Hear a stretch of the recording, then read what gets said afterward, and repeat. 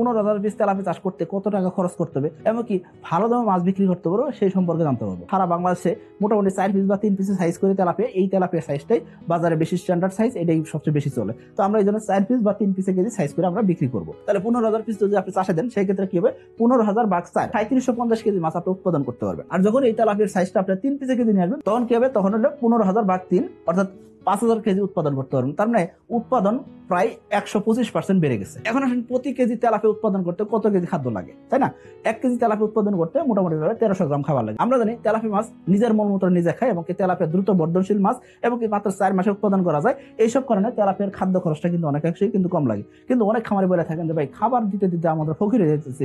আপনি বলেন যে 1200 গ্রাম 1300 গ্রাম খাবার 1 কেজি উৎপাদন হয়। হ্যাঁ, ভালো জাতের তেলাপিয়া হলে সেক্ষেত্রে অবশ্যই সম্ভব হচ্ছে। ভালো জাতের তেলাপিয়া আবার আপনি কোথায় পাবেন? ভালো জাতের তেলাপিয়ার জন্য আপনাকে সাকিব এগ্রোটেকের এসে তেলাপিয়া চাষ করতে হবে। সাকিব এগ্রোটেকের এসে তেলাপিয়া খাই কম, বাড়ে বেশি, এবং দ্রুত বর্ধনশীল তেলাপিয়া বছরে 2 থেকে 3 বার একই পুকুরে তেলাপিয়া চাষ করা যায়, কোনো প্রকার সমস্যা হয় না। এবং এই তেলাপিয়া মনোসেক্স তেলাপিয়া হওয়ার কারণে যাদের সহজে বাচ্চা দিতেছেন। তো আপনি একই পুকুরে বারংবার তেলাপিয়া চাষ করতে চাইলে ইজিলি সাকিব এগ্রোটেকের এসে তেলাপিয়া আপনি চাষ করবেন। আমাদের 3750 কেজি মাছ উৎপাদন হয়েছে, তাহলে 3750 গুণন 1.3, তার মানে 4875 কেজি, মানে মোটামুটি 5000 কেজির আশেপাশে আমাদের খাদ্য লাগবে মোটামুটি 4 মাসে, যখন আপনি তেলাপিয়া 4 পিসে কেজি।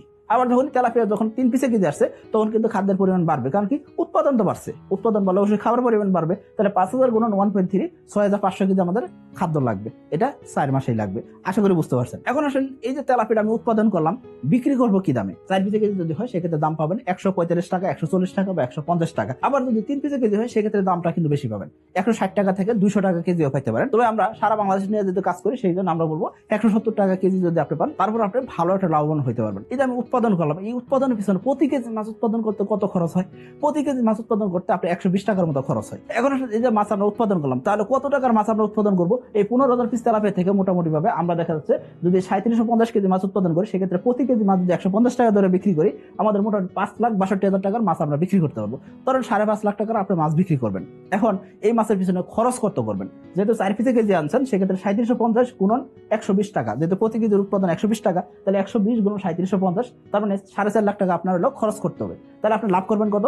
লাভ হবে মোটামুটি 1,10,000 টাকা। এই 15,000 পিস তেলাপিয়ার সাথে আপনার মোটামুটি 100 থেকে 150 পিস আপনি কার্প জাতের মাছ দিতে পারবেন। এই কার্প জাতের মাছ থেকে মোটামুটি 20 থেকে 30,000 টাকা আপনি বাড়তি উপার্জন করতে পারবেন। তার মানে আপনি 4 মাসে 1,30,000 থেকে 1,40,000 টাকা আপনি লাভ বের করতে পারবেন। কিন্তু যখনই আপনার মাছের সাইজ বড় হয়ে যাবে, 3 পিসে কেজি আসবে, আপনি 8,50,000 টাকার মাছ বিক্রি করতে পারবেন। খরচের হিসাবে যদি আসেন 6 লক্ষ টাকা আমরা খরচ করবো, আমাদের 2.5 লাখ টাকা আমাদের লাভ বের হলো।